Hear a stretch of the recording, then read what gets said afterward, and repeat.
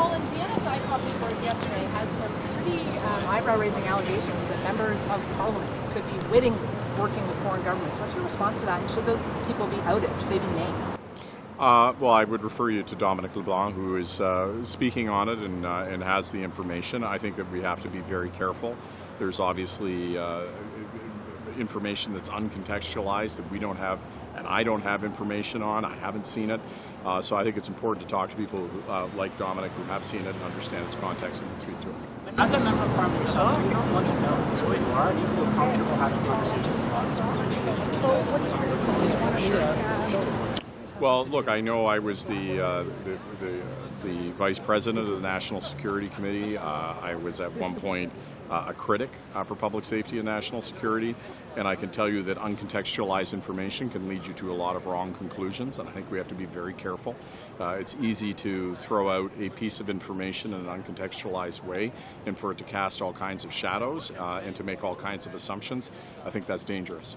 So I would recommend, again, I would refer it back. I'm not the person to talk to. I'd refer it back to Minister. So conversely, though, yeah, where's the content? Do you want Canadians then, ought they not deserve? We have, well, I mean, when you're talking about national security, obviously you have to be very careful about what information you put out into the public realm.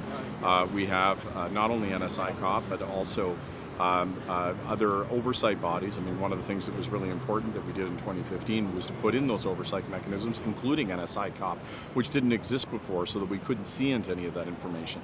But I think, you know, selectively releasing information or not having it in its context is concerning. There's an ongoing investigation right now into foreign interference that's independent and being done at arm's length, and that process needs to be able to do its work and report to Canadians in a more fulsome way than taking these as sort of one-offs. But again, I'm like folks, this is I refer you to Dominic LeBlanc further.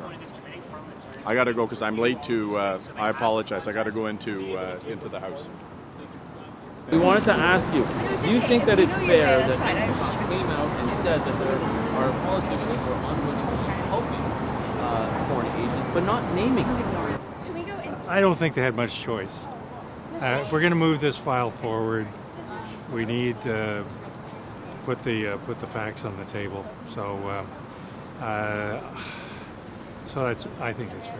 But how do you go into your caucus, though, like looking around, and is there not create a climate of, or is it you? Is it you? And what can we talk about in here? And what's going to get funneled back to some other government? Yeah, I think that's a fair comment. It does create an atmosphere of suspicion, which is unfair on everybody. Having said that, we have to do something. Yeah. But isn't going further and naming names doing more? It is doing more, but you know, let's stage this first. A lot of us are in atmospheres where we are. It's a difficult business being an MP. We are in situations constantly where you're not quite sure of who you're talking to and who you're having a picture with and things of that nature. And it's a challenge to our democracy. So I welcome the NSICOP report. I think it's one stage and along this path of reflecting the realities of our current democracy. But what's the next stage in your view then, when you talk about staging it? I think reviewing the nomination process would be a serious stage to be. I would think that ongoing threat briefings is also an area where we have to look at what's going on. When you're, as I say, when you're an MP and you're, I saw something in the order of 2,000 people on the weekend. Now that 99.9% of them are perfectly innocent citizens and constituents of Scarborough-Guildwood. But there's probably somebody in there that would like to do me harm or wants to influence me in a direction that I maybe is not in the best interest of Canada. So, yeah, we're going to have to look at next stages, but those would be two that come to mind. If you were to have a word with Mr. McKay, the head of NSICOP, would you suggest that he goes further and names names? No, I think David's report is fulsome as it can be. I read about half of it and got a little frustrated with all the redactions. And I honestly, I don't know how you go from what he's written to a more fulsome disclosure. I don't know how you do that. Even from what we've seen in the past with the Hogue report, because when you compare the two, you wonder whether or not the things that were redacted in the NSICOP report are new or different from what we saw in the Hogue report. Yeah, I agree. And the short answer is I don't know. Okay. But legitimate questions. Thanks. Appreciate you stopping Okay. by. Thanks. And whether or not you're worried that that could sow some sort of a distrust within cabinet and within caucus, not knowing who may be unwittingly, helping a foreign country.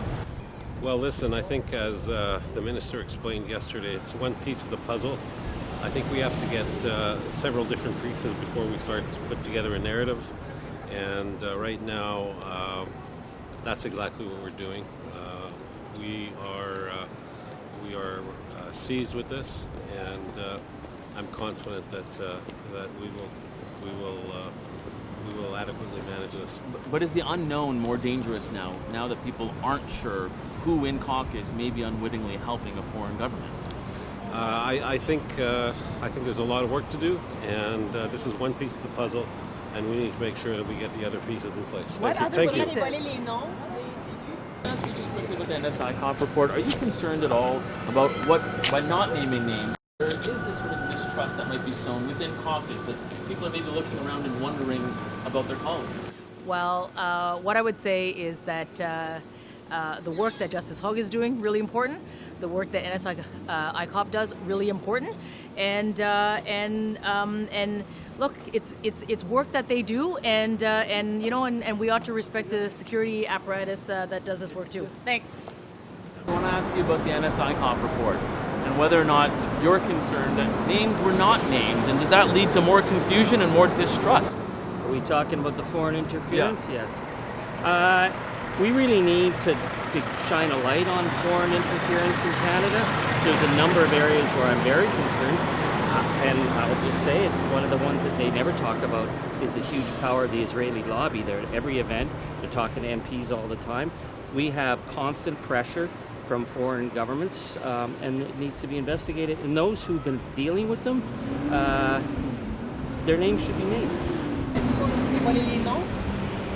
Je suis très inquiète par la révélation concernant l'ingérence politique dans notre système politique. C'est nécessaire pour le gouvernement de s'expliquer la situation et aussi pour les membres des députés qui ont été impliqués dans ce scandale.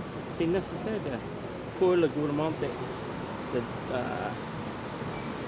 mentionner le nom. Do you think you guys each now have a role to play almost in turning to your colleagues and saying, is it you? Is it you? Is it you? How do you do the business of the House in there with that trust potentially being broken? I think the issue is we need to get clear answers so that we can continue our work.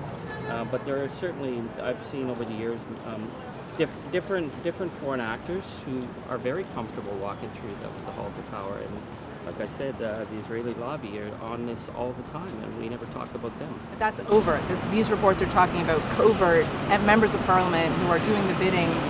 Well, there's certainly covert, but then there's overt, and people who are doing overt, I'm sure, are doing covert. Thank you.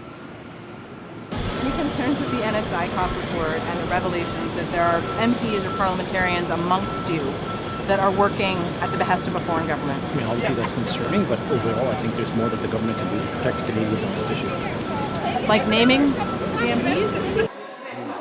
CRTC, oui. J'aimerais vous entendre là-dessus. Est-ce que c'est la bonne approche, ce qu'on propose? Bien, je pense que c'est une excellente nouvelle pour tout le milieu culturel québécois et canadien aujourd'hui. Nous, au NPD, ça fait des années qu'on plaide que ces grands géants numériques, ces grands diffuseurs en ligne doivent participer à ce bien commun qui est notre culture, puis au contenu québécois et canadien. Historiquement, ça a toujours été seulement les câbleaux distributeurs. Ça crée, évidemment, avec la technologie qui a évolué, une inéquité puis une injustice. Aujourd'hui, finalement, après beaucoup de pression, après beaucoup d'années d'efforts du NPD, d'anciens membres du caucus également, bon, on a cette nouvelle-là qu'on accueille favorablement. Ça a été long, il a fallu se battre longtemps, mais je pense que c'est aussi bien accueilli par le milieu culturel québécois. Ça va injecter des sommes importantes qui sont nécessaires pour faire face à la mondialisation de tout ce qui est divertissement pour nos enfants et nos familles, puis avoir un meilleur puis plus de contenu québécois et canadien. 40 de contenu, c'est-à-dire les revenus qui iraient à 40 vers la production de contenu francophone, est-ce que c'est suffisant comme pourcentage, vous croyez? Mais je pense qu'il faut trouver un équilibre. Évidemment, la masse du public qui va bénéficier de ce contenu-là est majoritairement anglophone, il faut le reconnaître, mais il y a plus de contenu en anglais en général sur les plateformes numériques qu'en français. Alors, le fait que ça passe de 33 à 40 c'est une bonne nouvelle. Ça va amener plus de contenu francophone pour les Québécois francophones, mais également pour les Canadiens, les francophones hors Québec. Est-ce qu'il n'y a pas une crainte là-dedans, puis je vais vous entendre là-dessus, que les grandes entreprises décident de refiler la facture aux consommateurs à ce moment-là, si on les oblige à payer davantage pour le contenu canadien? Écoutez, ça serait quand même assez injuste qu'ils fassent subir ça aux consommateurs quand les Rogers, Bell puis Vidéotron, depuis des années, doivent participer à ce pot commun, à ce fonds-là, puis qu'eux autres soient exclus puis qu'ils puissent continuer à engranger davantage de profits. Alors, je pense que s'ils sont des joueurs responsables, s'ils sont des acteurs corporatifs responsables envers leur société, bien, ils vont participer un peu comme tout le monde, comme on demande aux gens de faire un effort avec la taxation en général. Autre chose à rajouter? Non, c'est bon. Belle journée. Merci.